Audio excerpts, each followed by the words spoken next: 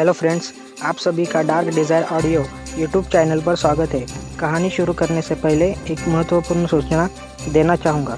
यह कहानी पूर्णतः काल्पनिक है। इसमें प्रस्तुत सभी पात्र, घटनाएं और स्थान लेखक की कल्पना पर आधारित है और इनका किसी भी वास्तविक व्यक्ति, घटना, जाति, संस्कृति या समाज से कोई संबंध नहीं है। इस कहानी का उद्देश्य केवल मनोरंजन करना है। हमारा किसी भी प्रकार का सामाजिक, धार्मिक या सांस्कृतिक संस्थाओं को ठोस पहुंचाने का कोई इरादा नहीं है। यदि किसी श्रोता को इस कहानी का कोई अंश अनुचित या आपत्तिजनक प्रतीत हो तो कृपया इसे केवल एक काल्पनिक एवं मनोरंजनात्मक रचना के रूप में ही ले। यह कहानी पूरी तरह से मेरी स्वयं लिखी हुई है। इसे न तो किसी अन्य लेखक से लिया गया है और न ही किसी ऑनलाइन प्लेटफॉर्म से कॉपी किया गया है। इस कहानी की सभी copyright dark desire audio channel के अंतर्गत सुरक्षित है। रमेश वर्मा आज बेहद गुस्से में था। आज प्रसिद्ध विद्वान पंडित हरिनाथ शर्मा को शारदा विद्यापीठ में व्याख्यान देने के लिए आमंत्रित किया गया था। लेकिन उसी दिन अग्रवाल परिवार की तीसरी बेटी राधिका अग्रवाल ने सरोवर घाट पर एक भव्य साहित्यिक सभा का आयोजन कर रखा था। इसी कारण अकादमी के लगभग सभी छात्र वहां चले गए थे। भारत प्राचीन काल से ही साहित्य और संस्कृति का केंद्र रहा था, जहां समय समय पर कवि सम्मेलन, शास्त्रार्थ और साहित्यिक आयोजन होते रहते थे। शाही शिक्षण संस्थान भी इस सिद्धांत को मानता था कि केवल किताबें पढ़ने से नहीं, बल्कि दुनिया देखकर ही ज्ञान पूरा होता है। इसलिए छात्रों को ऐसे आयोजनों में भाग लेने के लिए हमेशा प्रोत्साहित किया जाता था। ऊपर से ये आयोजन अग्रवाल परिवार की प्रतिष्ठित बेटी की खुशी से जुड़ा था, इसलिए किसी ने इसे रोकने की कोशिश भी नहीं की। कम से कम अकादमी परिसर में उस दिन शांति तो थी। शारदा विद्यापीठ के प्रधानाचार्य होने के नाते रमेश वर्मा ने शहर के शिक्षा अधिकारी मोहन प्रसाद के साथ मिलकर बांस के बगीचे में पंडित हरिनाथ शर्मा से लंबी बातचीत की। वो बेहद उत्साहित था, क्योंकि उसके कई विचारों की विद्वान शर्मा ने सराहना की थी और उसकी एक कविता की भी प्रशंसा की गई थी। आखिरकार पंडित हरिनाथ देश के 7 महान विद्वानों में गिने जाते थे और भारत काव्य संग्रह के अंतिम समीक्षक भी वही थे। उनकी एक छोटी सी तारीफ भी किसी लेखक के लिए जीवन भर की पूंजी बन जाती थी। रमेश वर्मा अपने विचार और भी साझा करना चाहता था और चाहता था कि विद्वान उसकी सभी रचनाओं को पढ़े, लेकिन सूरज धीरे धीरे ढल रहा था और पंडित शर्मा भी सरोवर घाट पर चल रहे आयोजन में शामिल होना चाहते थे। मजबूरी में रमेश वर्मा को उनसे विदा लेनी पड़ी और मन ही मन ये आशा करनी पड़ी कि वे कुछ दिन और अकादमी में रुके। फिर भी आज के दिन से उसे बहुत आत्मविश्वास मिला था। उसे लगने लगा था कि आखिरकार कोई ऐसा व्यक्ति मिला है जो उसकी प्रतिभा को समझता है और उसका भविष्य अब उज्जवल हो सकता है। घर लौटते समय उसने एक बोतल शराब और भुना हुआ चिकन खरीद लिया। वो सोच रहा था कि आज रात आराम से बैठकर अपनी रखेल कविता देवी के साथ समय बिताएगा और शायद भगवान उसे एक और बेटा भी दे दे। लेकिन जैसे ही वो घर पहुंचा, उसके सारे सपने चूर चूर हो गए। आंगन में फैली अव्यवस्था देखकर उसका सारा अच्छा मूड पल भर में गायब हो गया। गुस्से में आकर उसने लगभग अपने हाथ में पकड़ी शराब की बोतल अपने बड़े बेटे अर्जुन पर फेंक ही दी थी। जमीन पर बैठी डरी समी कविता देवी ने अपने स्वामी को लौटते देखा तो जैसे उसे सहारा मिल गया। वो जल्दी से उठी और शिकायत करने ही वाली थी कि अर्जुन ने चांद दरवाजे से भीतर कदम रखते हुए अचानक रुककर उसे घूर लिया। बस एक नजर, उसकी आंखों में ऐसी ठंडक और कठोरता थी कि कविता देवी के मुंह से निकलने वाले शब्द वही अटक गए। उसका शरीर सिहर उठा। अर्जुन ने फिर अपने पिता की ओर देखा। उसकी भौहें तंग गई और निगाहों में अजीब सी दृढ़ता आ गई। वो गंभीर स्वर में आगे बढ़ा और बोला कि क्या आपको दिखाई नहीं देता कि यहाँ क्या हो रहा है? आप बिल्कुल सही समय पर लौटे हैं, क्योंकि मुझे आपसे कुछ पूछना है। वो एक कदम और आगे बढ़ा। अब वो अपने पिता से केवल कुछ कदम की दूरी पर था। रमेश वर्मा अचानक घबरा गया। उसे पहली बार लगा कि उसका बेटा अब वही डरपोक लड़का नहीं रहा जिसे वह जानता था। उसकी आंखों में एक ऐसी आभा थी जिसने अनजाने में उसे पीछे हटने पर मजबूर कर दिया। अर्जुन ने कड़े स्वर में कहा कि एक शिक्षक होने के नाते क्या आपको ये नहीं पता कि मुश्किल समय के साथी और अपने साथ दुख झेलने वाली पत्नी को कभी नहीं छोड़ना चाहिए? क्या आपको रिश्तों की मर्यादा का कोई ज्ञान नहीं है? उसका स्वर और तीखा हो गया। उसने कहा कि क्या आपको पता है कि आपकी पहली पत्नी गंभीर रूप से बीमार है और फिर भी आप और आपकी रखेल न तो उसकी सेवा करते हैं और न ही इलाज का खर्च उठाते हैं। वो मेरी मां को मरने के लिए छोड़ रही है और ये अपराध माफी के लायक नहीं है। रमेश वर्मा फिर एक कदम पीछे हट गया। वो सब जानता था, लेकिन उसने हमेशा इस सच्चाई से मुंह मोड़ा था। उसे लगता था कि ये कोई खास बात नहीं है। वो मन ही मन सोच चुका था कि अगर उसकी पहली पत्नी मर जाए तो वो कविता देवी को ही मुख्य पत्नी बना देगा। आखिर उसका दूसरा बेटा विक्रम पहले ही जिला स्तर की परीक्षा पास कर चुका था और आगे चलकर बड़ी परीक्षा में भी सफल हो सकता था। अगर विक्रम आगे बढ़ गया तो परिवार की प्रतिष्ठा फिर से लौट आएगी और वो समाज में सिर ऊंचा करके जी सकेगा।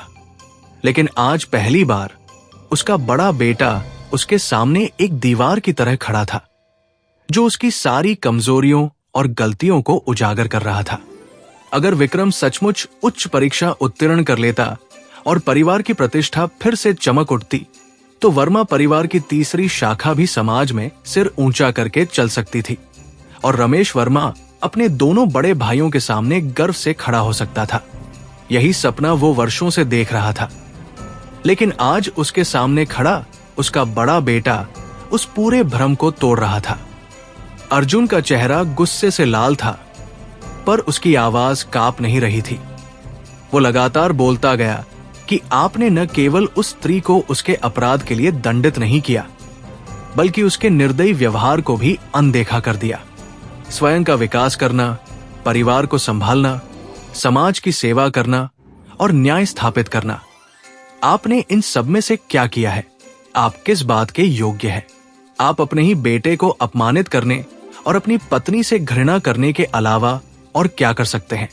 एक पिता और एक पति के रूप में मुझे आप पर शर्म आती है। रमेश वर्मा 3 कदम पीछे हट गया। हर शब्द जैसे उसके सीने में धंसता जा रहा था। उसे यकीन ही नहीं हो रहा था कि ये कठोर वाक्य उसी बेटे के मुंह से निकल रहे हैं, जिसे वो वर्षों से मंद बुद्धि और निकम्मा समझता आया था। उसके दिमाग में जैसे हथौड़े चल रहे थे और एक पल के लिए सब कुछ सुन्न हो गया। शोर सुनकर बाहर आई छोटी बहन पूजा भी स्तब्ध खड़ी रह गई। उसे अपने सामने खड़ा भाई किसी और ही रूप में दिखाई दे रहा था। पड़ोस की दीवार के ऊपर से सब कुछ देख रही जासूस काव्या भी हतप्रभ थी। उसने जिस डरपोक युवक के बारे में अफवाहें सुनी थी, वो आज किसी तूफान की तरह गरज रहा था। पूजा के मन में वर्षों से दबा अपमान जैसे अचानक धुल गया। पहले तो उसे डर लगा, लेकिन अगले ही क्षण उसके भीतर गर्व की लहर दौड़ गई। उसने अपने भाई की सीधी अडिग पीठ को देखा, जो देवदार के पेड़ की तरह तन कर खड़ी थी, और उसके होंठों पर अनायास मुस्कान आ गई। यही तो एक सच्चे पुरुष का रूप होता है, उसने मन ही मन सोचा। पर साथ ही उसके मन में यह सवाल भी कौंधा कि उसका भाई अचानक इतना बदल कैसे गया। अर्जुन अब अपने पिता से बस एक कदम दूर था। रमेश वर्मा पीछे हटते हटते बगीचे की बाड़ से जा लगा। अर्जुन ने झुककर उसके लाल पड़ चुके चेहरे की ओर देखा और अंतिम वाक्य कहा कि आप पति और पिता कहलाने के योग्य नहीं हैं। ये कहते हुए वो फिर सीधा खड़ा हो गया, बिल्कुल भाले की तरह अड़ेग, और बिना एक शब्द और बोले मुड़कर चांद दरवाजे की ओर चल पड़ा। रमेश वर्मा का चेहरा कभी लाल कभी सफेद पड़ रहा था। वो कांपते होंठों से अपने बेटे की पीठ को देखता रहा, पर उसके मुंह से कोई शब्द नहीं निकला। उसी समय बदबू से सनी कविता देवी धीरे धीरे पास आई और विनती भरे स्वर में कुछ कहने लगी।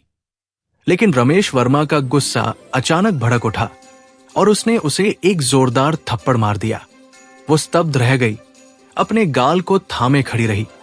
जबकि रमेश वर्मा अब भी उस दरवाजे को देख रहा था जहां से उसका बेटा ओझल हो चुका था।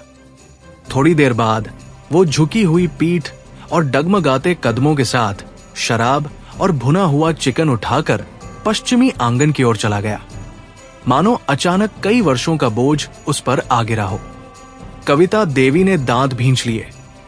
उसकी आंखों में जलती हुई नफरत साफ दिखाई दे रही थी।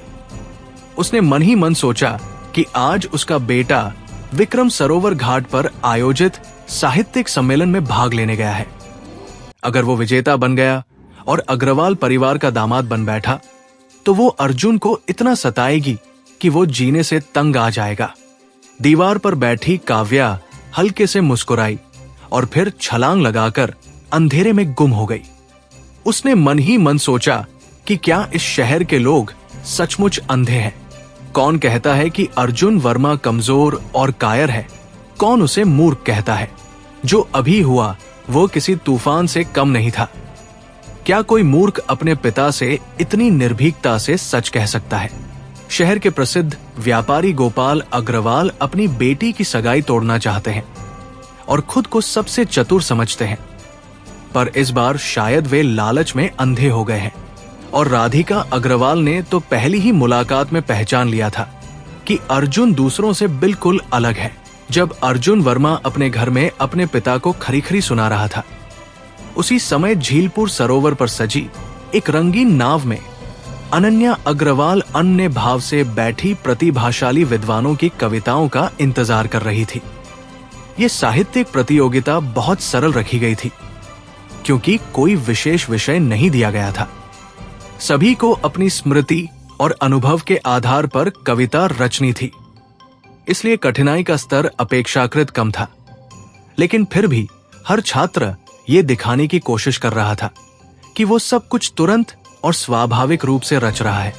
अनन्या के मन में वो एक खास कविता अब भी गूंज रही थी, इसलिए तीसरी मंजिल पर चुने गए 26 प्रतिभाशाली युवकों में उसे कोई विशेष रुचि नहीं थी। वो मेज पर आलस से झुकी हुई थी, चेहरा एक ओर किए हुए, और खिड़की से बाहर डूबते सूरज के नीचे फैले झीलपुर सरोवर को निहार रही थी। कुछ देर तक उसकी निगाहें इधर उधर भटकती रहीं। फिर अचानक उसके चेहरे पर हल्की मुस्कान आ गई। वो दोहा सचमुच अद्भुत था, लेकिन उसमें लिखा था कि जब मन शांत हो जाता है तो बिस्तर भी चौड़ा लगने लगता है, जिससे ये संकेत मिलता था कि लेखक को अब बड़ी महत्वाकांक्षाओं की चाह नहीं रही। इसे प्रसिद्धि और धन से विरक्ति भी कहा जा सकता था। लेकिन अनन्या को याद था कि राधिका ने बताया था कि वो युवक मुश्किल से 17-18 वर्ष का है। इतनी कम उम्र में वैराग्य होना असामान्य लगता था। उसे लगा कि पहले ऐसा नहीं होना चाहिए था, क्योंकि कविता में गहरी भावनाएं झलक रही थी। शायद प्रेम में धोखा खाने के बाद उसका हृदय टूट गया था, जिससे वो उदास हो गया और फिर संसारिक इच्छाओं से दूर होने लगा। अब उसे बस शांति चाहिए थी। कविता मन के भावों का आईना होती है, इसलिए केवल एक रचना से किसी के स्वभाव का निर्णय नहीं किया जा सकता था। अगर उसकी बाकी कविताएं भी मिल जाए तो सब कुछ स्पष्ट हो सकता था। यही सोचकर अनन्या और बेचैन हो गई। वो उठी और नाव के पिछले हिस्से में बने कमरे की ओर चल पड़ी। उस कमरे में राजकुमारी नीलम देवी बैठी थी। खिड़की पर लगा बांस का पर्दा आधा उठा हुआ था और ढलते सूरज की किरणें भीतर आकर नीलम के कोमल चेहरे को रोशन कर रही थी। वो उस समय बेहद आकर्षक लग रही थी। उनके सामने काजल शर्मा बैठी थी। उसे ये पता नहीं था कि नीलम वास्तव में एक युवती है। वो थोड़ी झिझकी हुई और शर्मीली थी। सिर झुकाए वो चाय बना रही थी, लेकिन उसका ध्यान चाय पर कम और सामने बैठे युवक पर अधिक था। वो युवक बेहद सुंदर था। केवल चेहरा ही नहीं, बल्कि उसके व्यक्तित्व से निकलने वाली गरिमा और आत्मविश्वास ने काजल को सबसे अधिक प्रभावित किया था। उसे लगा कि ऐसा प्रभाव उसने पहले केवल अनन्या के भाई रोहित अग्रवाल में देखा था, लेकिन इस युवक की आभा उससे भी अधिक प्रबल थी। काजल को यकीन हो गया कि वह दिल्ली या लखनऊ जैसे किसी बड़े शहर के धनवान परिवार से होगा। उसकी पारिवारिक पृष्ठभूमि शायद अग्रवाल परिवार से भी अधिक प्रतिष्ठित होगी। वो किस स्तर का व्यक्ति है, इसकी कल्पना भी काजल नहीं कर पा रही थी। वो उससे मित्रता करना चाहती थी, लेकिन वो युवक बात करने में विशेष रुचि नहीं दिखा रहा था, जिससे वो थोड़ा निराश हो गई। तभी उसे अपने मंगेतर की याद आ गई और वो मन ही मन हंस पड़ी। उसे लगा कि उसके मंगेतर की तुलना इस युवक से करना वैसा ही है जैसे जुगनू की तुलना चांद से करना। उसी समय अनन्या कमरे में प्रवेश कर गई, जिससे काजल चौंक गई। उसे एहसास हुआ कि वो कुछ पल के लिए अपना संयम खो बैठी थी। उसने जल्दी से चाय की पत्तियां डाली, कान के पीछे उड़ आए बालों को संवारा और विनम्रता से बोली कि ये सब उसके दुर्भाग्य के कारण है। फिर उसने संकोच से पूछा कि क्या उनकी सगाई अभी तक रद्द नहीं हुई है। काजल शर्मा ने धीरे से सिर हिलाया और गहरी सांस भरते हुए कहा कि वर्मा परिवार सगाई तोड़ने के लिए कैसे राजी हो सकता है। भले ही अर्जुन वर्मा को घर से निकाल दिया गया हो, फिर भी वो वर्मा परिवार का ही सदस्य है। यदि वे स्वयं सगाई तोड़ने को तैयार हो जाएं, तो उसे डर है कि अर्जुन को जीवन में कभी कोई पत्नी नहीं मिलेगी और तब समाज उसी पर उंगली उठाएगा। उसके स्वर में करुणा भी थी और विवशता भी। अनन्या अग्रवाल ने भौहें सिकोड़ ली। उसे ये बात स्वीकार नहीं थी। उसने गंभीर स्वर में पूछा कि जब वो इतना अयोग्य और बदनाम समझा जाता है, तो क्या काजल उसके साथ विवाह करके इस जीवन में कभी सुख पा सकेगी? कमरे में क्षण भर के लिए सन्नाटा छा गया। काजल ने दृढ़ स्वर में नहीं कहा। उसके भीतर वर्षों से दबा आक्रोश और पीड़ा उस एक शब्द में समा गई थी। अनन्या का स्वभाव ही ऐसा था कि वो अन्याय सहन नहीं सकती थी। उसने मेज पर हल्की मुट्ठी मारी और दृढ़ता से कहा कि वो काजल के लिए अवश्य खड़ी होगी। यदि वो स्वयं कुछ न कर सकी, तो भी वो कोई न कोई रास्ता अवश्य निकालेगी। उसके चेहरे पर शरारती लेकिन आत्मविश्वासी मुस्कान उभर आई। उसने हल्के से राजकुमारी नीलम देवी की ओर देखा। नीलम देवी ने शांत स्वर में कहा कि चिंता करने की आवश्यकता नहीं है। ये केवल एक विवाह अनुबंध है और यदि आवश्यक हुआ तो वे स्वयं किसी विश्वसनीय अधिकारी को भेजकर अर्जुन के पिता को समझाएंगी। आवश्यकता पड़ी तो वो अनुबंध काजल के सामने ही फाड़ दिया जाएगा। उनके स्वर में राजसी अधिकार की दृढ़ता थी, जैसे निर्णय पहले ही हो चुका हो। काजल की आंखें नम हो गई, लेकिन इस बार वे आंसू दुख के नहीं, राहत के थे। उसने तुरंत उठकर दोनों के लिए चाय के कप भरे और विनम्रता से सिर झुकाकर कहा कि वो उनकी इस कृपा के लिए जीवन भर आभारी रहेगी। उस क्षण उसे लगा जैसे उसके ऊपर वर्षों से लटका हुआ बोझ अचानक हल्का हो गया हो। जैसे ही सूर्यास्त की आखिरी किरणें पुष्कर झील के पानी में घुलकर धीरे धीरे गायब होने लगी। झील के किनारे लोगों की भीड़ अब भी जमी हुई थी। वहां खड़े सभी लोग वे छात्र और विद्वान थे जो दोहे की प्रतियोगिता के पहले दौर में ही बाहर हो चुके थे। ठंडी शाम की हवा में खड़े होकर वे सब रंगीन नाव की ओर गर्दन झुकाए भीतर से आने वाली खबर का इंतजार कर रहे थे। इस समय उन्होंने अपने रेशमी पंखे एक तरफ रख दिए थे और उस चतुर व सुंदर युवती की ओर दोबारा देखने की हिम्मत भी नहीं कर पा रहे थे, क्योंकि वे पहले ही हार स्वीकार कर चुके थे। विद्वानों के लिए प्रतिष्ठा सबसे बड़ा धन होती है और इस समय वे अपनी शर्मिंदगी को छिपाना चाहते थे, न कि उसे दोबारा उजागर करना। फिर भी आपस में धीमे स्वर में बातें करना उन्हें थोड़ा शांत और संयमित दिखाता था। कोई पूछ रहा था कि इस साहित्यिक सम्मेलन का विजेता कौन होगा, तो कोई बड़े विश्वास से कह रहा था कि इसमें कोई संदेह नहीं है और फैसला जयपुर के 3 सबसे प्रतिभाशाली युवकों के बीच ही होगा, जो सभी तीसरी मंजिल पर पहुंच चुके हैं। कोई यह भी जोड़ देता कि दिल्ली से आए 4 महान प्रतिभाओं में से 2 भी यहां आ चुके हैं, जिससे मुकाबला और रोचक हो गया है।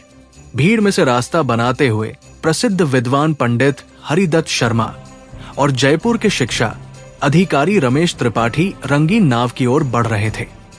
आसपास खड़े छात्र फुसफुसाकर बताते थे कि दिल्ली से आए दो महान प्रतिभाओं में से एक आदित्य वर्मा है, जो सबसे आगे माना जाता है, और दूसरा विवेक सिंह है, जो एक प्रतिष्ठित राजघराने से ताल्लुक रखता है। कोई कहता कि शायद अंत में फायदा सिन्हा परिवार को ही मिलेगा, क्योंकि उनके संबंध अग्रवाल परिवार से अच्छे हैं। कोई ये भी तर्क देता कि कविता के क्षेत्र में विवेक आदित्य से थोड़ा पीछे है, लेकिन राजनीतिक और पारिवारिक रिश्ते बहुत मायने रखते हैं। धीरे धीरे सबको ये लगने लगा कि ये प्रतियोगिता तो पहले से ही तय थी। वे लोग जो बाहर खड़े थे, बस संख्या पूरी करने के लिए वहां मौजूद थे, जैसे किसी नाटक के पात्र हों। फिर भी कोई वहां से नहीं गया, क्योंकि हर कोई चाहता था कि अंतिम परिणाम सामने आए और ये साबित हो जाए कि उनकी हार प्रतिभा की कमी से नहीं, बल्कि परिस्थितियों की वजह से हुई थी। रंगीन नाव की तीसरी मंजिल पर बैठे राहुल वर्मा ने अपनी कलम उठाई और कागज पर रख दी। कुछ ही पलों में उसने एक पूरी कविता लिख डाली। उसने उसे ध्यान से पढ़ा और उसके चेहरे पर संतोष की मुस्कान फैल गई। उसे लगा कि ये अब तक की उसकी सबसे बेहतरीन रचना है। उसके मन में विचार आया कि यदि आज वह इस कविता के बल पर प्रतियोगिता जीत ले और अग्रवाल परिवार का दामाद बन जाए, तो उसका भविष्य एकदम बदल जाएगा और वो युवा पीढ़ी में चमकता सितारा बन जाएगा। उसने कल्पना की कि यदि अनन्या अग्रवाल का विवाह उसके साथ हो जाए, तो वर्मा परिवार की प्रतिष्ठा दिल्ली की शाखाओं से भी ऊंची हो जाएगी। उसके पिता अवश्य गर्व महसूस करेंगे, और जब वे भविष्य में दिल्ली जाएंगे तो बड़े आत्मविश्वास के साथ अपने भाइयों के घर का दरवाजा खटखटा सकेंगे। उसकी मां घर की मुख्य मालकिन बनेंगी और वर्तमान गृह स्वामिनी को पीछे हटना पड़ेगा। राहुल ने ऊपर देखा, लेकिन उसे अनन्या कहीं दिखाई नहीं दी। उसे हल्का सा अफसोस हुआ। कुछ देर सोचने के बाद वो अपनी कविता लेकर सबसे पहले निर्णायकों के पास पहुंचा और उसे तीनों वरिष्ठ विद्वानों को सौंप दिया। फिर वो अपनी सीट पर लौट आया और खिड़की से झील के किनारे खड़े लोगों की ओर देखते हुए हल्की सी ठंडी मुस्कान बिखेर दी। उसके मन में बस एक ही विचार था कि बाहर खड़े ये लोग उसके सामने कुछ भी नहीं है, केवल असफलता का ढेर भर है।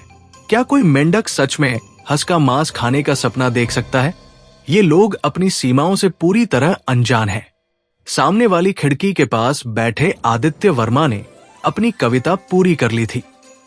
उसने बगल में बैठे विवेक सिंह की ओर देखा और दोनों एक दूसरे को देखकर हल्की मुस्कान बिखेर बैठे।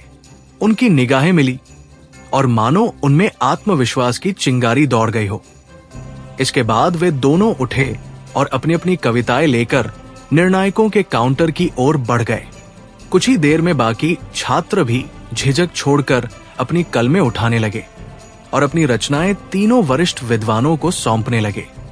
उसी समय पीछे वाले केबिन में बैठी प्रिया मल्होत्रा ने अपनी नजरें हटाई, चाय का कप उठाया, सामने बैठी स्नेहा अग्रवाल की ओर देखा, एक घूंट लिया और फिर धीरे से पूछा कि हालांकि उसने उससे वादा किया है और पूरी मदद भी करेगी, लेकिन ये कोई छोटी बात नहीं है, इसलिए क्या वो इस पर दोबारा सोचने को तैयार है। स्नेहा अग्रवाल कभी भी रोहन वर्मा के बारे में सोचना नहीं चाहती थी।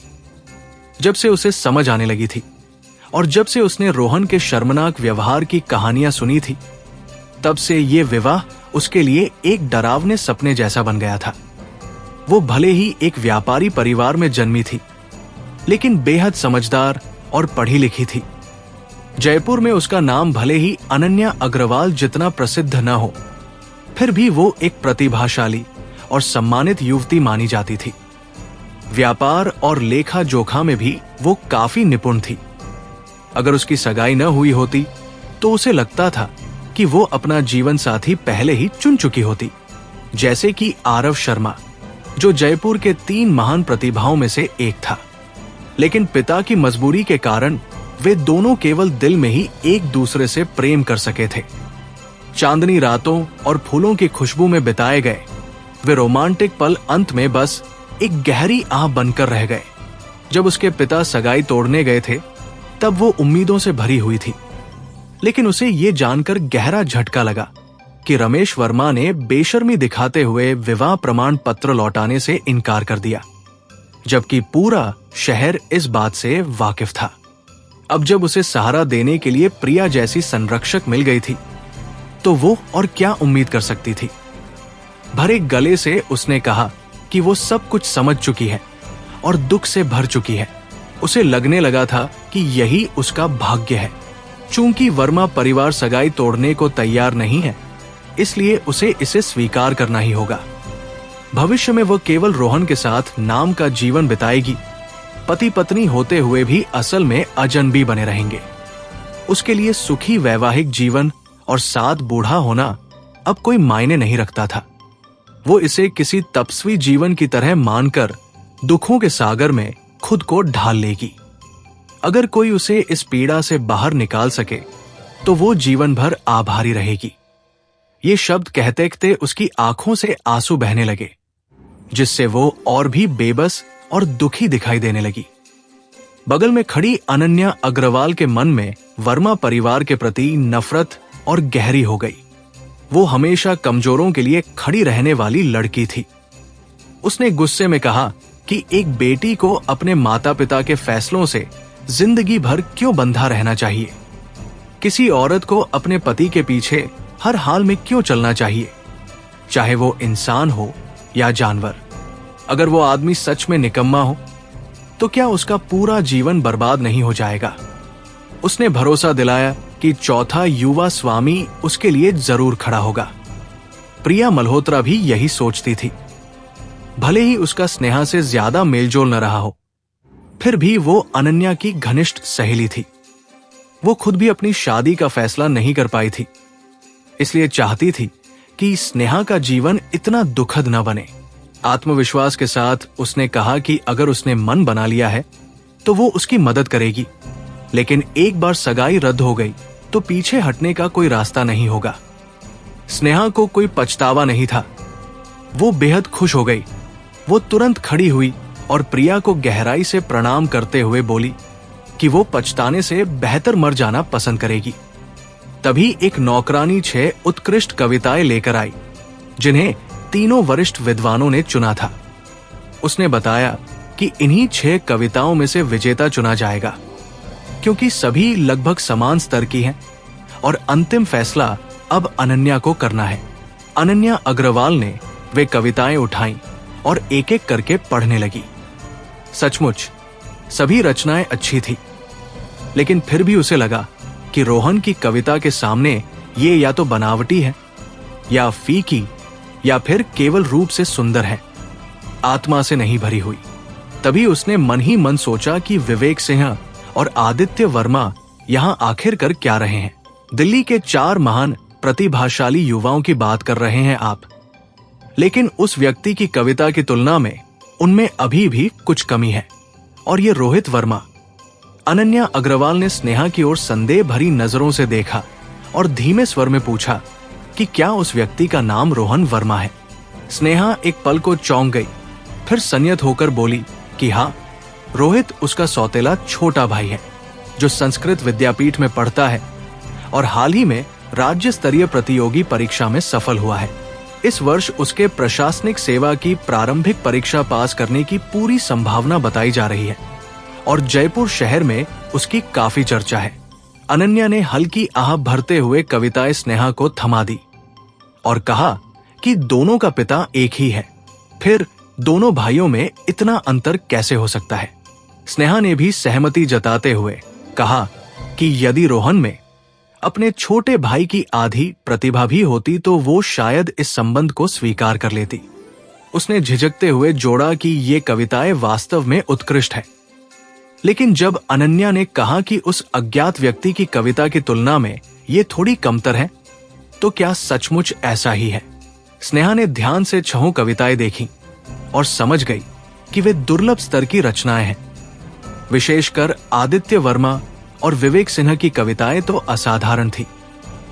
फिर भी अनन्या ने सभी की आलोचना की थी, जिससे स्नेहा के मन में प्रश्न उठा कि आखिर वो अज्ञात कविता कितनी अद्भुत होगी। अनन्या ने कंधे उचकाते हुए कहा कि वो स्वयं पढ़कर समझ ले। ये कहकर उसने रोहन द्वारा लिखी कविता स्नेहा को थमा दी। लिखावट भले ही असावधान और कुछ भद्दी थी। लेकिन जैसे ही स्नेहा ने पंक्तियां पढ़ी, उसकी आंखें विस्मय से फैल गई और उसके होठों से अनायास निकला कि शब्द तो सचमुच अद्भुत है। उसने स्वीकार किया कि अब उसे समझ आया कि अनन्या ने ऐसा क्यों कहा था। फिर उसने उत्सुकता से पूछा कि ये कविता आखिर किसने लिखी है। अनन्या ने सिर हिलाते हुए स्वीकार किया कि वो स्वयं भी अभी लेखक की पहचान को लेकर निश्चित नहीं है। उसी समय एक दासी भीतर आई और झुककर बोली कि बाहर 2 सज्जन आए हैं, जो स्वयं को जयपुर के शिक्षा आयुक्त राजीव त्रिपाठी बता रहे हैं, और उनके साथ एक वरिष्ठ विद्वान भी है, जिनका व्यक्तित्व मानो पुष्पों से सजे उपवन जैसा शांत और प्रभावशाली है। ये सुनते ही अनन्या तुरंत खड़ी हो गई और उत्साह में बोली कि वो स्वयं उनका स्वागत करेगी। कुछ ही क्षणों बाद वो दोनों अतिथियों को केबिन में लेकर आई और आदर पूर्वक बैठाया। स्नेहा ने झटपट अपने हाथ का कागज समेटकर नीचे रखा और उनके लिए चाय परोस दी। वरिष्ठ विद्वान आचार्य हरिदत्त शास्त्री की दृष्टि जैसे ही प्रिया मल्होत्रा के चेहरे पर पड़ी, उन्होंने क्षण भर के लिए भौहें उठाई। प्रिया ने शरारती मुस्कान के साथ उनका अभिवादन किया और चुटकी लेते हुए कहा कि आज तो स्वयं आचार्य हरिदत्त पधारे हैं।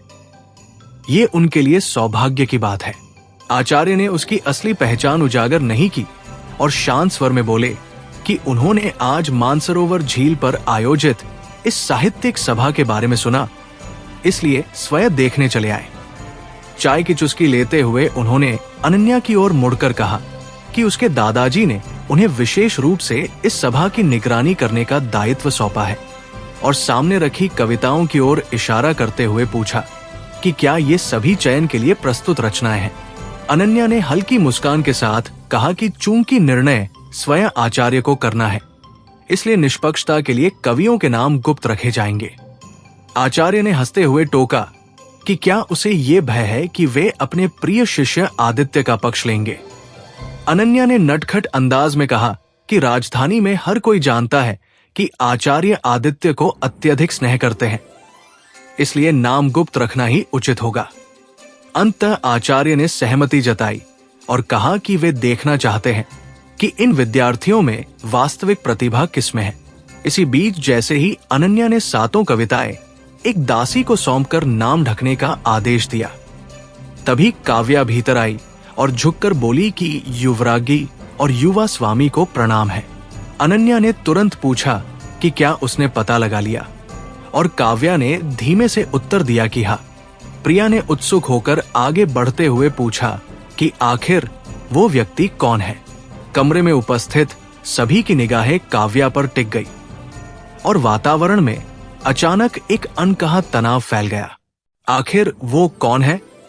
ये प्रश्न सबसे पहले प्रिया मल्होत्रा के मुंह से निकला। उसकी आवाज में उत्सुकता और हल्की घबराहट दोनों झलक रही थी। अनन्या अग्रवाल ने सिर उठाकर काव्या की ओर देखा और स्नेहा अग्रवाल ने भी अपनी नजरें उसी दिशा में मोड़ ली। अचानक अनन्या के मन में हल्की बेचैनी पैदा हो गई। उसे वो कविता बेहद पसंद आई थी, खासकर उसकी वो पंक्ति जिसमें कहा गया था कि मन शांत हो तो बिस्तर भी विशाल लगने लगता है। उस पंक्ति में टूटे हुए प्रेम का दर्द और गहरी संवेदना छिपी हुई थी।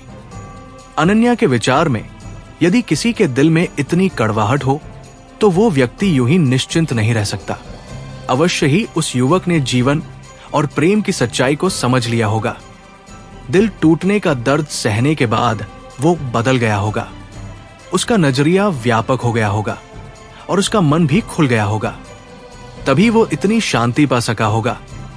इसी कारण अनन्या को इस बात की परवाह नहीं थी कि वो अपनी हैसियत का उपयोग कर साहित्य के माध्यम से जीवन साथी चुन रही है। उसके मन में बार बार यही विचार आ रहा था कि बिना मन की शांति के कोई भी व्यक्ति अपने लक्ष्य को स्पष्ट नहीं कर सकता। यदि उस युवक ने सच में ये अवस्था पाली है तो वो भविष्य में बहुत आगे जा सकता है। अब उसके लिए सबसे जरूरी प्रश्न ये था कि उस युवक का पिछला जीवन कैसा रहा है। यदि वो सचमुच निष्कलंक निकला तो वो कुछ ही दिनों में उसके घर जाकर उसकी बनाई हुई शराब अवश्य चखेगी। यद्यपि शराब बनाना कोई बड़ी कला नहीं थी, फिर भी विद्वानों में ये एक प्रिय शौक माना जाता था। संभव था कि वो नशे की हल्की अवस्था में भी कविता रच सके और तभी उसकी असली प्रतिभा और निखर कर सामने आए।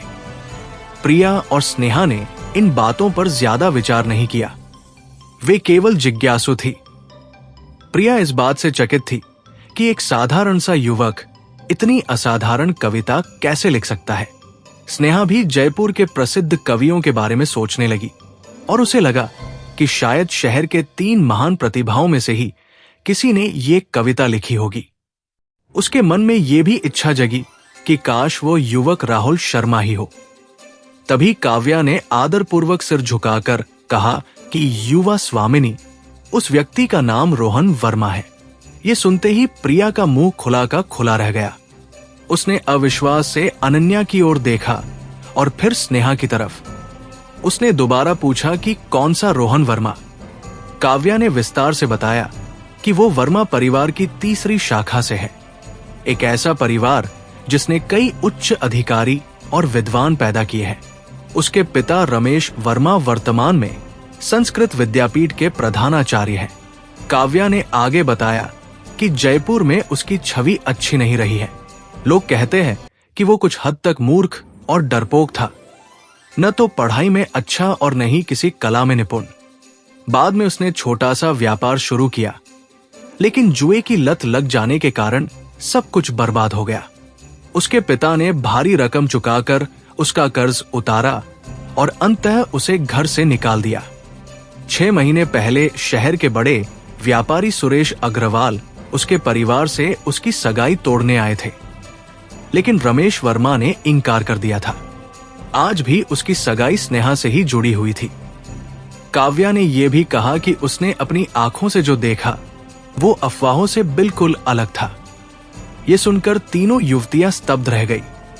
अनन्या ने तुरंत बीच में टोका और पूछा कि क्या उसे पूरा यकीन है कि वो वही रोहन वर्मा है। काव्या ने दृढ़ स्वर में उत्तर दिया कि हाँ, इसमें कोई संदेह नहीं है। इसी समय कविताएं देख रहे वरिष्ठ विद्वान आचार्य हरिदत्त और शिक्षा आयुक्त राजीव त्रिपाठी ने भी सिर उठाया। आचार्य ने अपनी दाढ़ी सहलाते हुए संदेह से कहा कि रमेश वर्मा का बड़ा बेटा, ये तो अजीब है। आज ही उन्होंने अकादमी में बताया था कि उनका बड़ा बेटा कमजोर और अयोग्य है, फिर अचानक सबकी रुचि उसमें क्यों बढ़ गई। अनन्या ने शांत स्वर में उत्तर दिया कि इन 7 कविताओं में से एक कविता उसी ने लिखी है और ये बात शायद उन्हें भी चौंका देगी। राजीव त्रिपाठी भी हैरान रह गए, क्योंकि वे रोहन के अतीत से भली भांति परिचित थे और उन्हें विश्वास नहीं हो रहा था कि वही लड़का इतनी अद्भुत रचना कर सकता है। कमरे में कुछ देर तक सन्नाटा छाया रहा और सभी के मन में एक ही प्रश्न गूंज रहा था कि आखिर ये बदलाव कैसे संभव हुआ। आचार्य हरिदत्त ने भौहें सिकोड़ ली और गंभीर स्वर में कहा कि वो लड़का बुरा इंसान नहीं है, लेकिन उन्हें यह विश्वास करना कठिन लगता है कि वही ऐसी उत्कृष्ट कविता लिख सकता है जो इस स्तर पर प्रस्तुत की जाए। उन्होंने बताया कि रोहन ने 3 वर्ष की उम्र से ही अपने पिता रमेश वर्मा से पढ़ाई शुरू कर दी थी, लेकिन 9 साल की उम्र तक वो साधारण 3 अक्षरों की संस्कृत पंक्तियां भी ठीक से नहीं पढ़ पाता था। कई बार सरकारी काम से वर्मा परिवार के घर जाने पर उन्होंने उसे देखा था। रमेश वर्मा अपने बेटे की सफलता को लेकर बेहद कठोर थे और उसी सख्ती के कारण रोहन का स्वभाव डरपोक बन गया था। आचार्य हरिदत्त को याद था कि वो लड़का लोगों के सामने हमेशा झुका रहता था, धीमी आवाज में अभिवादन करता था और डर के मारे कांपते हुए चलता था। कविता और साहित्य से उसका कोई खास संबंध नहीं दिखता था। यदि वो अपने विचारों को साधारण ढंग से भी व्यक्त कर पाता तो शायद उसके पिता इतने निराश न होते। आचार्य ने आगे कहा कि साहित्य के मार्ग में कोई शॉर्टकट नहीं होता, प्रतिभा जरूरी होती है, लेकिन वो वर्षों की मेहनत से ही निखरती है। इसलिए उनके लिए ये मानना बहुत कठिन है कि रोहन ने अचानक ऐसी रचना कर दी हो। काव्या ये सुनकर तुरंत नाराज हो गई, क्योंकि उसे लगा कि आचार्य उसकी जांच पड़ताल पर सवाल उठा रहे हैं। उसने दृढ़ स्वर में कहा कि उसने ये सब अपनी आंखों और कानों से देखा और सुना है। उसने बताया कि रोहन पुराने शहर की सुभाष गली के पूर्वी छोर पर एक विशाल बरगद के पेड़ के नीचे बनी छोटी सी दुकान में रहता है। उसी दिन वो सदर बाजार गया था और बहुत सा सामान खरीदा था। वहीं उसकी मुलाकात अपनी छोटी बहन नेहा वर्मा से हुई थी। काव्या ने पूछा कि क्या उसकी कोई बहन है जिसका नाम नेहा है, जिस पर राजीव त्रिपाठी ने सिर हिलाकर हाँ में उत्तर दिया। काव्या ने आगे बताया कि रोहन की मां गंभीर रूप से बीमार है। नेहा शहर के प्रसिद्ध आयुर्वेदिक केंद्र संजीवनी क्लिनिक से डॉक्टर बुलाना चाहती थी, लेकिन उनके पास पैसे नहीं थे। उस समय रोहन ने ही पैसे दिए और बाजार में 50 से 60 हजार रुपए तक खर्च किए। उसने नोटों की जांच की थी और वे राजधानी दिल्ली की एक प्रसिद्ध फाइनेंस कंपनी के थे, जो उसे पहले मिले पैसों से पूरी तरह मेल खाते थे। इसके बाद रोहन अपनी बहन के साथ डॉक्टर को लेकर वर्मा निवास पहुंचा। ये कहते हुए काव्या एक पल के लिए रुकी। उसकी आंखों में हल्की चमक आ गई। उसने आगे बताया कि वास्तव में रोहन को घर से निकाल दिया गया था। इसी कारण उसकी सौतेली मां कविता देवी ने रास्ता रोक लिया था। यदि वो सचमुच कायर होता तो चुपचाप लौट जाता, लेकिन उसने ऐसा नहीं किया। उल्टे उसने अपनी सौतेली मां को कड़े शब्दों में लताड़ दिया और उसे धक्का भी दे दिया। ये सुनकर अनन्या की आंखें चौड़ी हो गई और उसने घबराकर पूछा कि फिर क्या हुआ।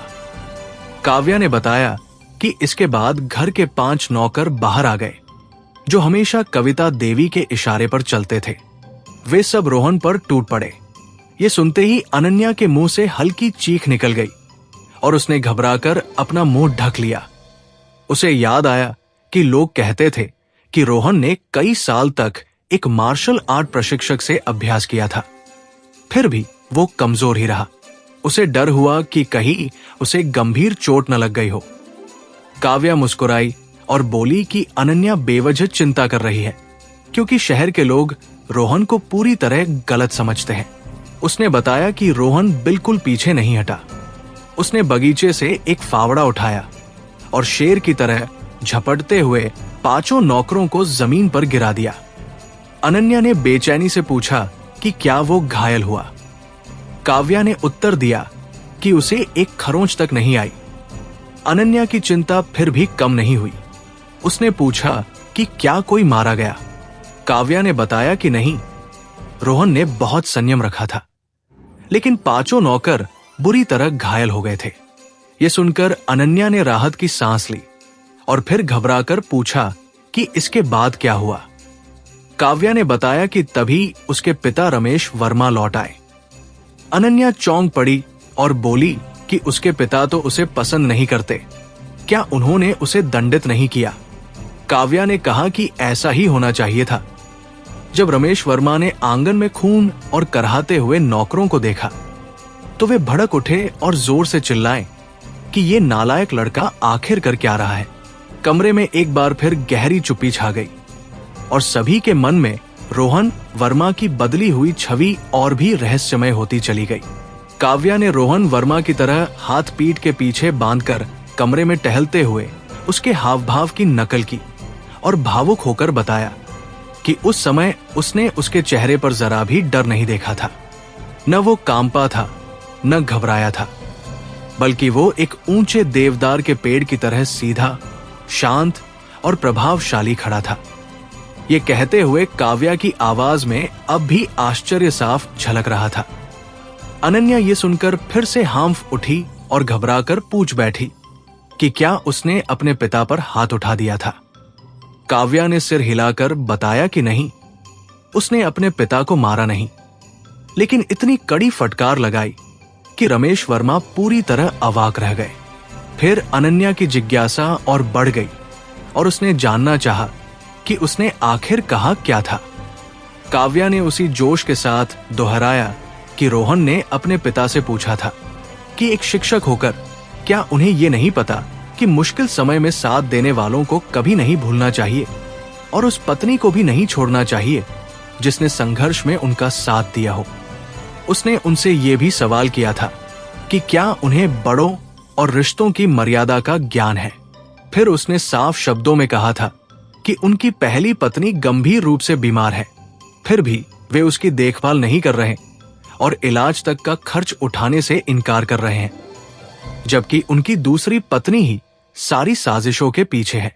उसने ये भी कहा था कि उसकी मां को मरने के कगार पर पहुंचाने की कोशिश एक अपराध है जिसकी सजा माफ नहीं की जा सकती। काव्या ने आगे बताया कि रोहन ने अपने पिता पर यह आरोप भी लगाया था कि उन्होंने न तो गलत काम करने वालों को दंडित किया और न ही उनकी लापरवाही पर कोई ध्यान दिया। उसने उन्हें याद दिलाया था कि आत्म सुधार, परिवार की जिम्मेदारी, समाज की सेवा और देश के प्रति कर्तव्य जैसे आदर्श केवल किताबों में नहीं बल्कि जीवन में निभाने के लिए होते हैं। उसने ये भी कहा था कि वे सिर्फ अपने बेटे को कोसने और पत्नी से नाराज रहने के अलावा कुछ नहीं कर सकते और एक पिता व पति के रूप में वे सम्मान के योग्य नहीं हैं।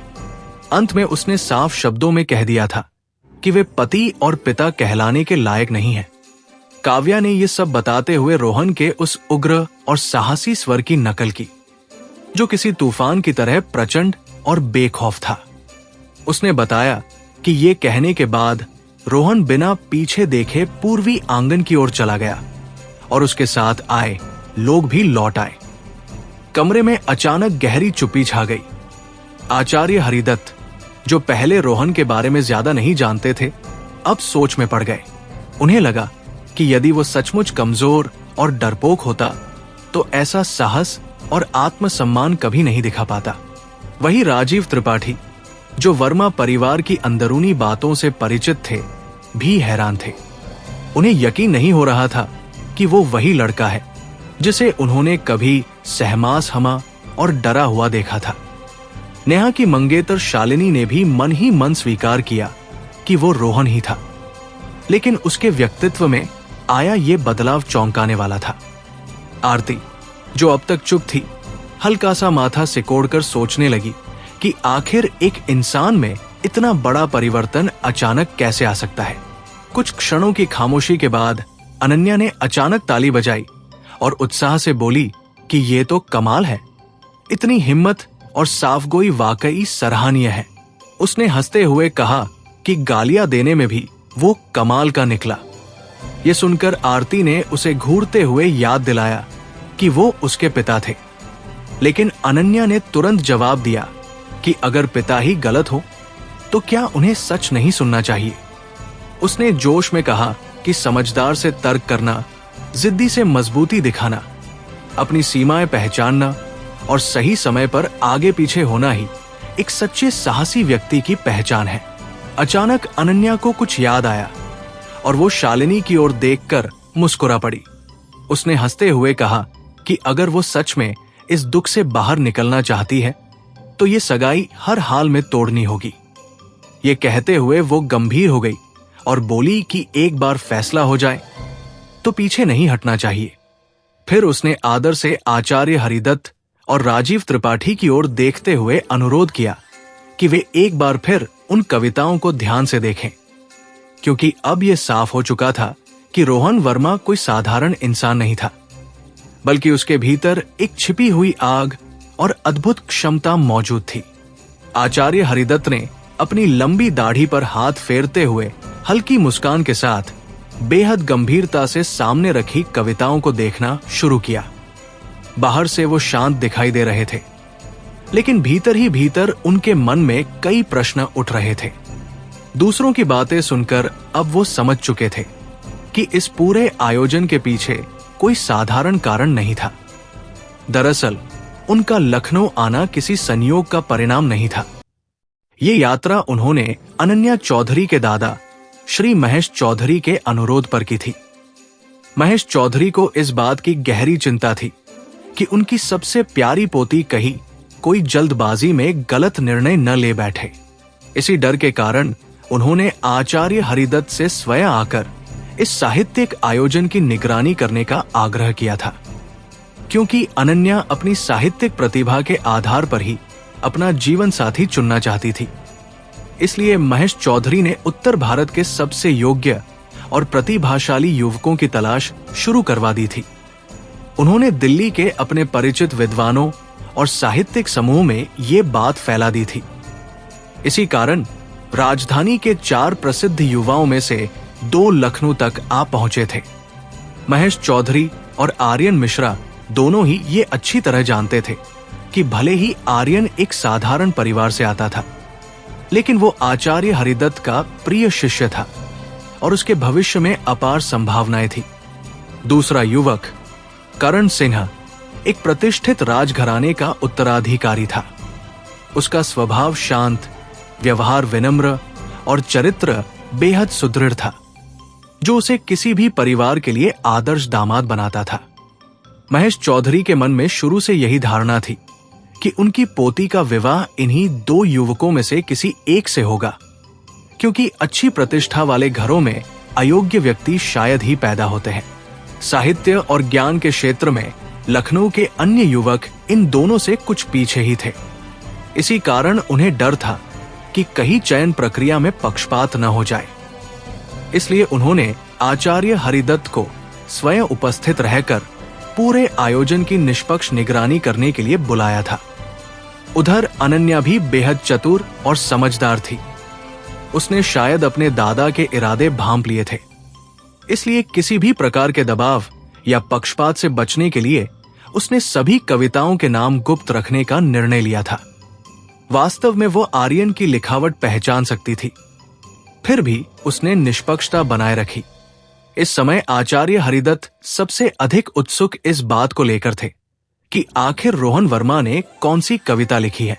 उन्हें यह बात अब भी अविश्वसनीय लग रही थी कि एक ऐसा लड़का जो कभी साधारण श्लोक तक ठीक से नहीं पढ़ पाता था, अचानक इतनी गहरी और प्रभावशाली रचना कैसे कर सकता है।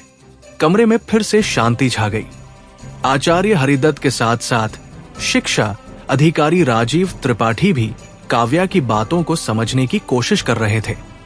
उन बातों ने रोहन के बारे में उनकी पुरानी धारणा को पूरी तरह उलट दिया था।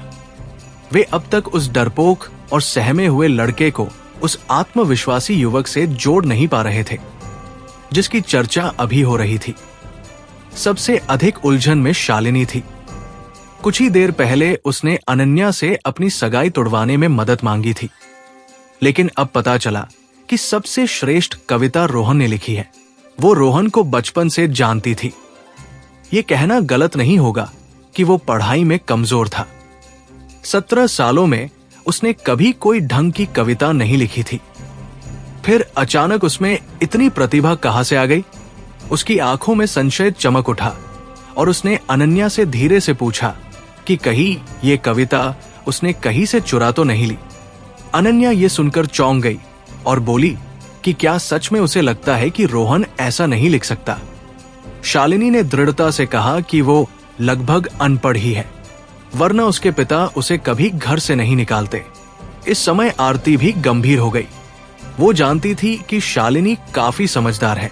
अगर रोहन में सचमुच इतनी प्रतिभा होती तो शालिनी शायद उससे रिश्ता जोड़ने को तैयार हो जाती, लेकिन वो तो इस सगाई से हर हाल में छुटकारा चाहती थी। इसलिए काव्या द्वारा दी गई जानकारी और पुराने रोहन के बीच बड़ा अंतर साफ दिखाई दे रहा था। दोनों मानो अलग अलग व्यक्ति हों। फिर भी ये तय था कि काव्या की जांच में कोई गलती नहीं हो सकती।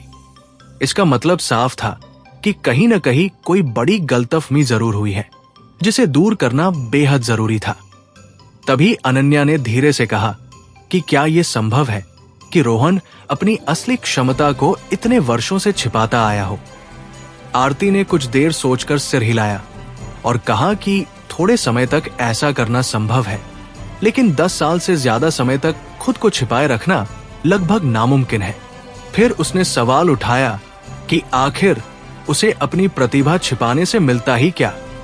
अगर वो पहले ही आगे बढ़ जाता तो उसकी मां आज इतनी तकलीफ में न होती। अगर उसमें सच में योग्यता होती तो वो कब का प्रतियोगी परीक्षाएं पास कर चुका होता। उसे रोज शहर के लोगों की हंसी का पात्र क्यों बनना पड़ता? इन सभी सवालों के बीच अब सबके मन में एक ही जिज्ञासा थी, रोहन वर्मा की असली सच्चाई आखिर है क्या? आरती चौधरी सीधी होकर बैठ गई और काव्या की ओर देखते हुए बोली कि कि वो दोबारा जाकर पूरे मामले की ध्यान से जांच करे और राहुल को भी उसके पीछे लगा दे, ताकि पता चल सके कि रोहन वर्मा और कौन कौन से चौंकाने वाले काम कर सकता है। दोनों सुरक्षा कर्मियों ने झुककर प्रणाम किया और तुरंत वहां से निकल गए। इसके बाद आरती ने अनन्या की ओर देखकर गंभीर स्वर में कहा कि इस पूरे मामले में कुछ न कुछ गड़बड़ जरूर है और जब तक सच्चाई सामने न आ जाए तब तक उसे रोहन के लिए किसी तरह की भावना नहीं पालनी चाहिए। अनन्या ने धीरे से सिर हिलाया। आखिर ये उसके जीवन का सबसे बड़ा निर्णय था और रोहन का व्यवहार इतना विरोधाभासी था कि उसे और गहराई से समझना ही होगा। कुछ पल सोचने के बाद उसने कहा कि काव्या और राहुल ने बताया था कि रोहन ने एक ही बार में लगभग 10 कविताएं लिखी थी। क्यों न वे खुद जाकर ये देख ले। अगर उसने सच में इतनी सारी कविताएं लिखी हैं और वे किसी स्तर की हैं, तो इसका मतलब होगा कि उसमें वास्तव में प्रतिभा है। ऐसे बदलावों को हल्के में नहीं लिया जा सकता। यह सुनकर शालिनी चौंक गई और लगभग अविश्वास के साथ बोली कि यह असंभव है। उसके अनुसार रोहन में ऐसी क्षमता हो ही नहीं सकती थी और वो इस बात पर अपनी जान तक की बाजी लगाने को तैयार थी। अनन्या के होठों पर हल्की मुस्कान आ गई। उसने पास रखी मिठाई का एक टुकड़ा उठाया, धीरे धीरे चबाया, फिर चाय का घूंट लेकर शालिनी की ओर देखा और पूछा कि क्या अब भी उसे अपनी सगाई को लेकर कोई संदेह है। शालिनी का चेहरा कठोर हो गया। उसने साफ शब्दों में कहा कि उसने अपना फैसला कर लिया है और अब उसे सिर्फ विवाह प्रमाण पत्र वापस चाहिए। रोहन में आया बदलाव उसके लिए कोई मायने नहीं रखता और वो कभी इस फैसले पर पछताएगी भी नहीं। उसके मन में अब भी यही विश्वास था कि रोहन वही पुराना निकम्मा लड़का है और उसकी कविता या तो नकल थी या फिर उसके पिता की लिखी हुई। उसके अनुसार ये सब बस शहर में अपनी छवि सुधारने और अपने पिता को सगाई तोड़ने के लिए मजबूर करने का एक तरीका था। उधर अनन्या मन ही मन कुछ और ही सोच रही थी।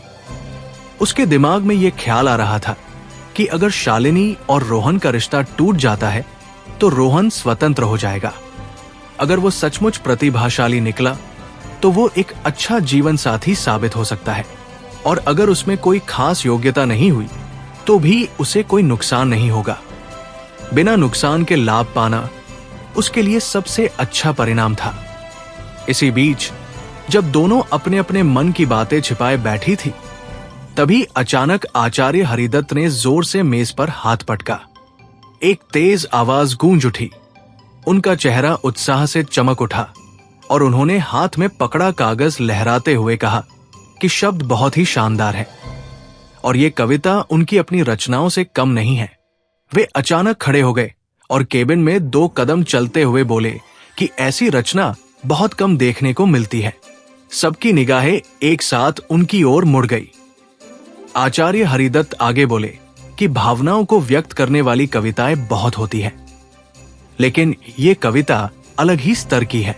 इसे ध्यान से पढ़ने पर कोई भी मंत्रमुग्ध हुए बिना नहीं रह सकता। इसमें वसंत के सौंदर्य और अकेलेपन को इतनी खूबसूरती से जोड़ा गया है कि पाठक खुद को उसमें डूबा हुआ महसूस करने लगता है। उन्होंने अपनी दाढ़ी सहलाते हुए उत्साहित स्वर में कहा कि इस कविता में भावनाओं को सीधे न कहकर घुमावदार रास्ते से सामने लाया गया है और अंत में एक ऐसा वाक्य आता है जो पूरी सच्चाई को उजागर कर देता है। सुंदर दृश्यों के माध्यम से कवि ने अपने मन की गहरी लालसा को जीवंत कर दिया है। अंत में आचार्य हरिदत्त ने दृढ़ स्वर में कहा कि इन 7 कविताओं में ये सबसे श्रेष्ठ है और इसे भारतीय काव्य संग्रह 100 श्रेष्ठ कविताएं में शामिल किया जाना चाहिए। इतना ही नहीं, ये आसानी से शीर्ष 20 कविताओं में अपनी जगह बना सकती है।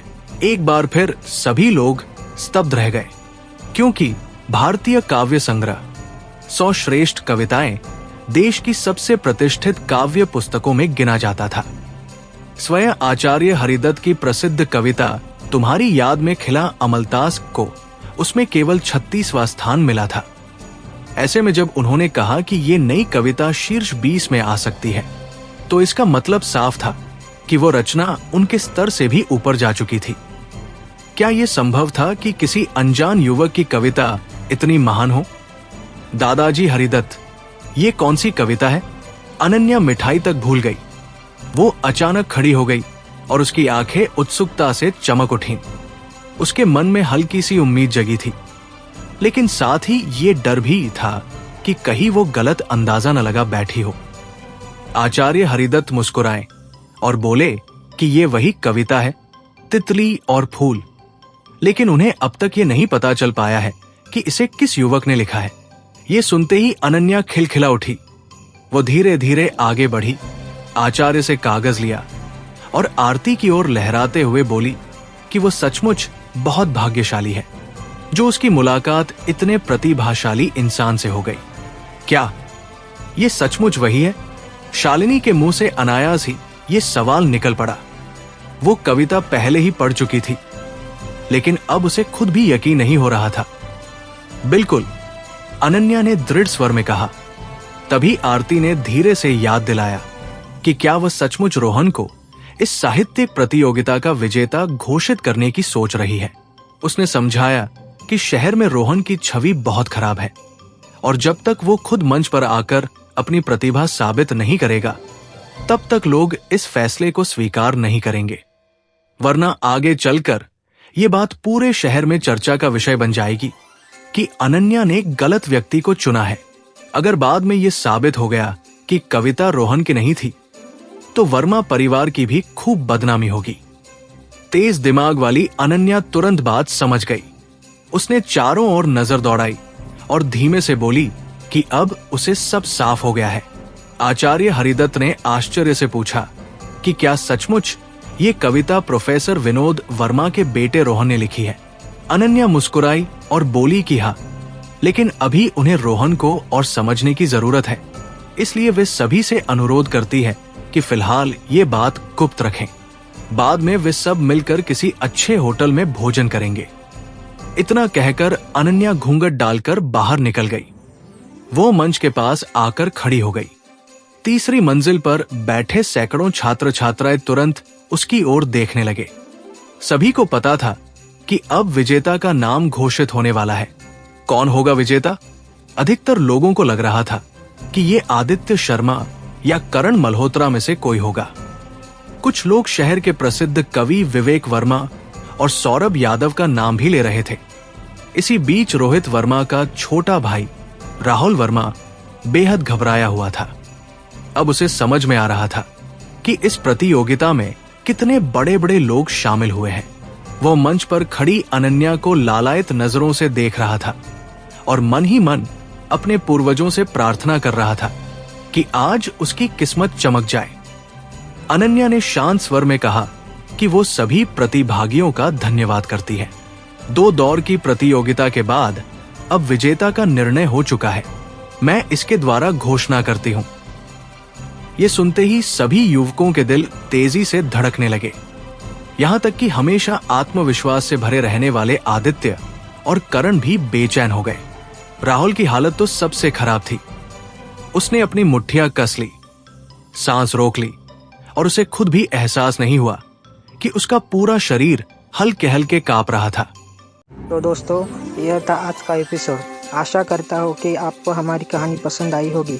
यदि आपको हमारी यह कहानी अच्छी लग रही है और आप आगे के नए एपिसोड सुनना चाहते हैं, तो हमारे चैनल को सब्सक्राइब करें और बेल आइकन दबाकर ऑल विकल्प पर क्लिक करें, ताकि आपको हमारे नए अपलोड किए गए एपिसोड की नोटिफिकेशन मिलती रहे। इस वीडियो को लाइक करना न भूलें और इसे अपने परिवार व दोस्तों के साथ ज़रूर शेयर करें। धन्यवाद।